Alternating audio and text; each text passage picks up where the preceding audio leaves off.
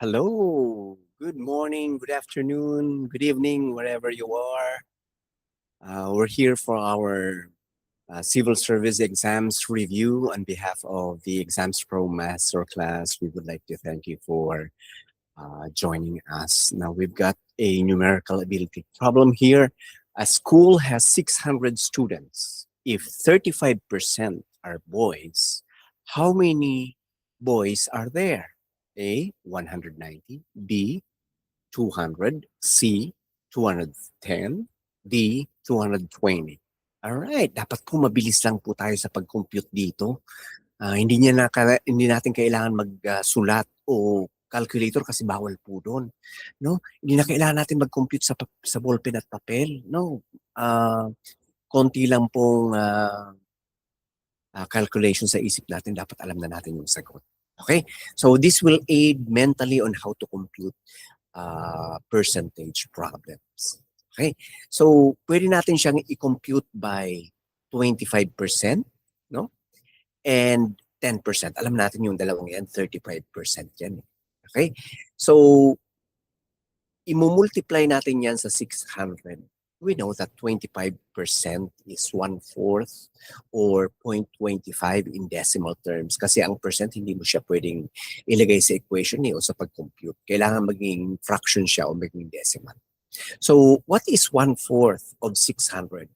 Of course, it is 150 po. Okay? So what is 10% of 600? Of course, it is 60. No? So hatiin mo sa 10, ang 600, kumuha ka ng isa, that is 60 po. Total mo yung dalawa, that is 210. So ang sagot po natin, letter C. So yung pagkakahati-hati natin ng 35% para medyo madali siyang ma-compute, not necessarily 25% or 10%. Pwedeng 5% po. Okay? So what is 5% of 600? That is 10% is 60. So kalahati nun, that is 30 po. Yung 5%, 7 beses yan sa 35 no? So i-multiply natin yung 5 ng 7, so that's 35%. Yun, makukuha na natin. So 30 times 7, that is 210. Yun po, isa sa mga paraan kung paano ma-compute siya.